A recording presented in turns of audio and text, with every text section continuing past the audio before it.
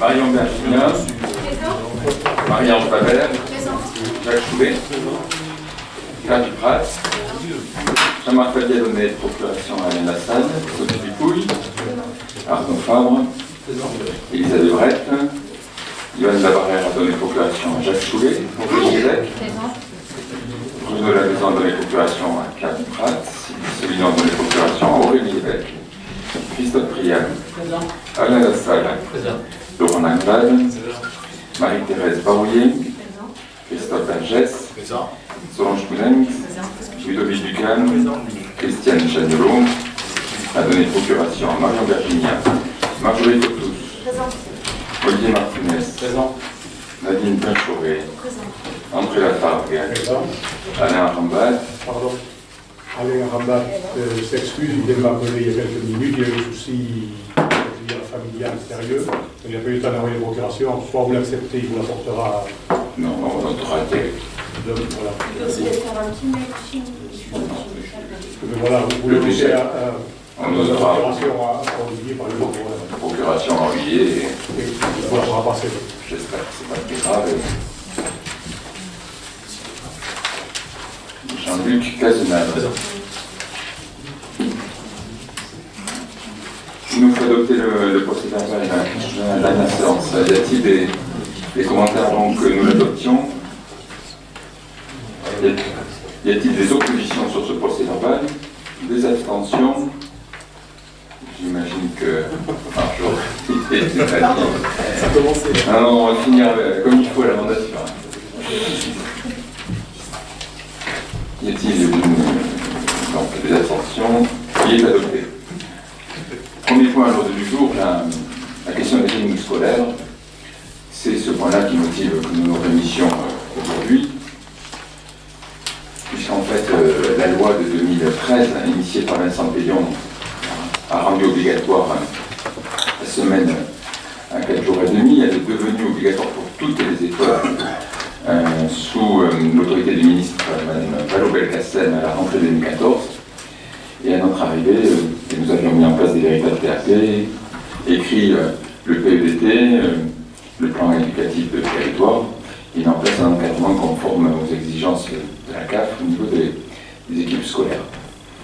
En 2017, à l'arrivée d'Emmanuel Macron au pouvoir, il a été rendu la liberté aux écoles de rester à 4 jours et demi ou de revenir à 4 jours. Je vous rappelle que nous avions délibéré courant de l'année scolaire 2017-2018, nous avions à cette époque-là suivi le vote des conseils d'école en maintenant la semaine à 4 jours et demi au primaire et en adoptant un retour à la semaine de 4 jours à la maternelle. Malheureusement, ce dispositif n'a pas pu être mis en œuvre puisque dans la nuit de la rentrée, l'école du parc avait connu un incendie et donc l'Académie nous avait accordé à titre dérogatoire un retour à 4 jours à l'école primaire, mais il se trouve que ce retour prend fin en juin 2020 et que donc il nous fallait délibérer avant le 1er mars pour décider sur Saint-Sevé si nous restions en 4 jours ou si on revenait à 4 jours et demi au niveau du primaire.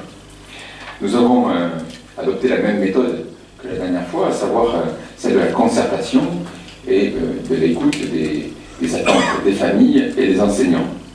En janvier 2020, les associations de parents d'élèves, je tiens à les remercier, ont mis en place une consultation avec un très fort taux de participation, puisque 337 bulletins de vote se sont exprimés, et les familles, à 74%, ont souhaité rester à la semaine de 4 jours. Un conseil d'école extraordinaire s'est donc tenu le 11 février 2020. Vous l'avez, son procès verbal en annexe dans les pièces de ce conseil. Les enseignants se sont prononcés à 9 voix pour la semaine de 4 jours, 2 voix pour la semaine de 4 jours et demi, et 2 abstentions. Les parents d'élèves se sont prononcés à 6 voix pour la semaine de 4 jours, 2 voix pour la semaine de 4 jours et demi. Donc au total, sur 21 votants, le conseil d'école à 79% a choisi de rester à 4 jours. Il vous est proposé par conséquent dans cette délibération de suivre l'avis du conseil d'école en actant que nous restons à 4 dans l'école du Parc et l'école de Péraly. Voilà un peu les tenants et les aboutissants que je souhaitais porter à votre connaissance. C'est la raison pour laquelle, comme ce soir il n'y avait pas de réunion publique, ni des uns ni des autres, on a fait ce conseil à 19h, puisqu'il faut que demain matin ou plus tard, nous transmettions la délibération en préfecture pour acter de cette décision. Y a-t-il des prises de parole? Si ce n'est pas propose que nous passions au vote. Y a-t-il des oppositions sur cette décision? Des abstentions? Je vous remercie.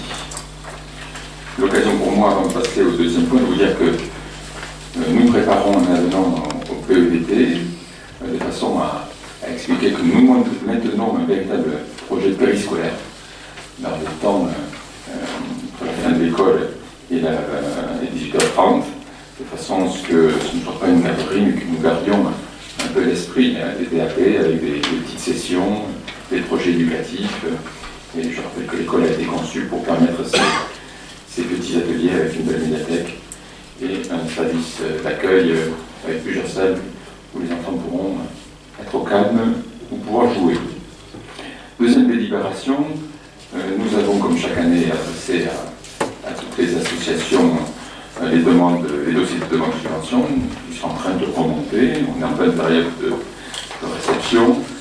Pour autant, on a une association dont l'événement est très proche de nous, puisque Chantons sous le pin organise pour la deuxième année consécutive un concert, c'est un festival itinérant qui va de commune en commune dans les Landes, et qui pour la deuxième année consécutive se propose de s'arrêter à Saint-Sevé.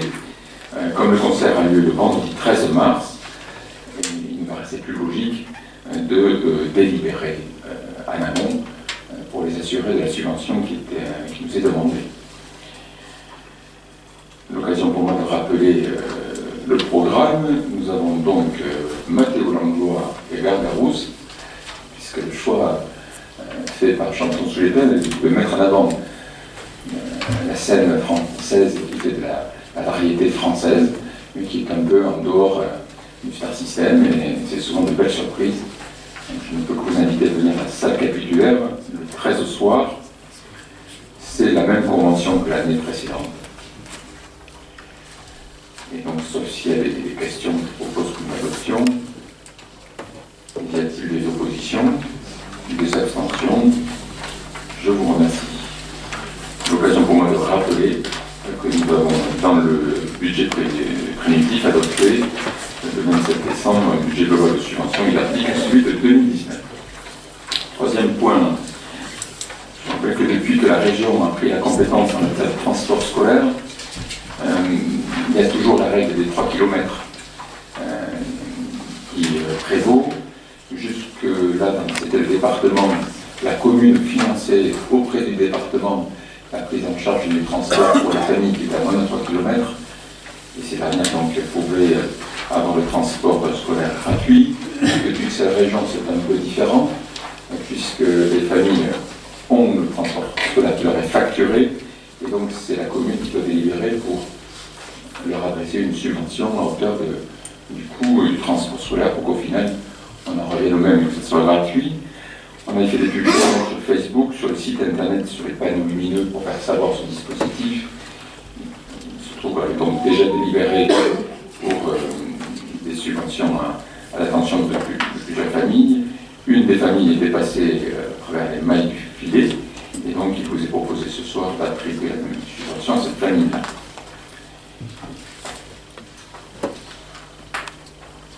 Et donc au final, nous attribuerons une prise en charge financière par la commune à hauteur de 195 € pour chacun des 2 enfants.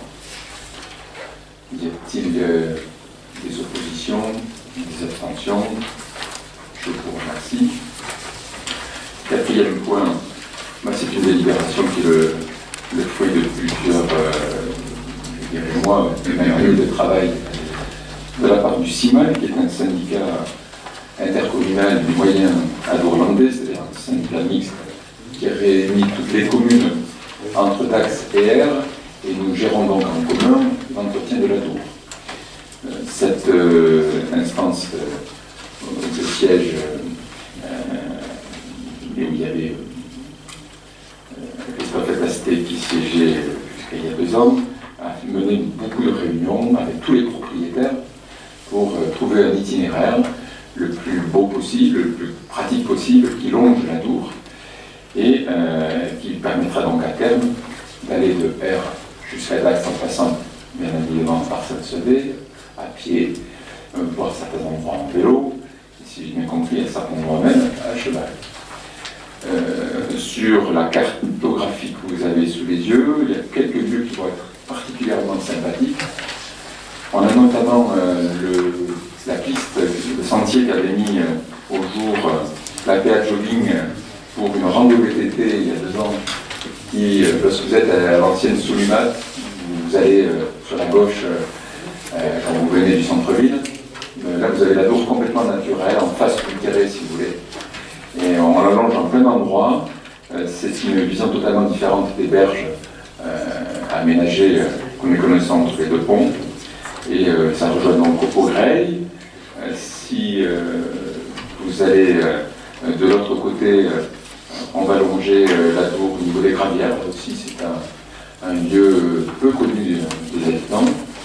Et donc, l'aménagement se fait pour cette année. Il nous faut délibérer pour l'inscrire au plan départemental des itinéraires de promenade. Le CIMAL fera dès lors les travaux d'aménagement et derrière ce chemin pourra être recensé dans les guides et itinéraires de randonnée et le département en assurera, comme pour les autres itinéraires de randonnée, l'entretien régulier. Y a-t-il par rapport à ça des oppositions, des abstentions? Je vous remercie. Dernier point à l'ordre du jour, les BEPC. Donc, notre bourse d'épargne pour les permis de conduire. Nous avons 3 enfants qui sollicitent cette bourse contre des heures de travail au cinéma en partenariat avec les auto-écoles de la ville. Y a-t-il des oppositions, des abstentions? Je vous remercie.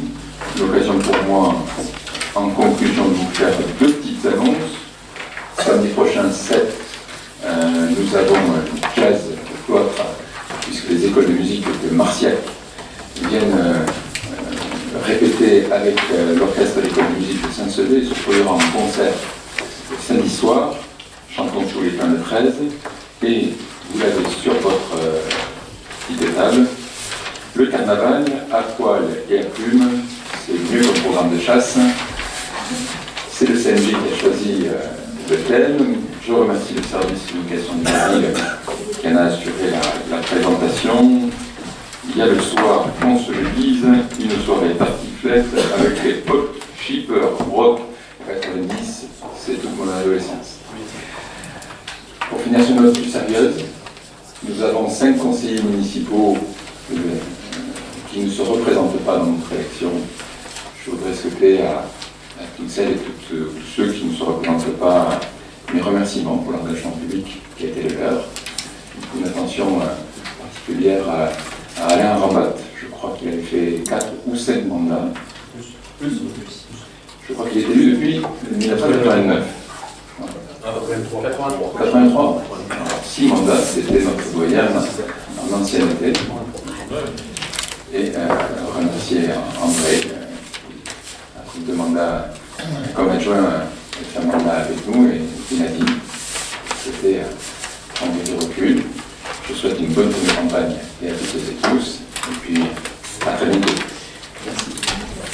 Valébrette, Carmette, bien sûr, ainsi que l'attention pour notre doyenne, qui devait être avec nous, mais Christiane, qui ne se sentait pas en forme aujourd'hui. Bonne soirée, à très bientôt.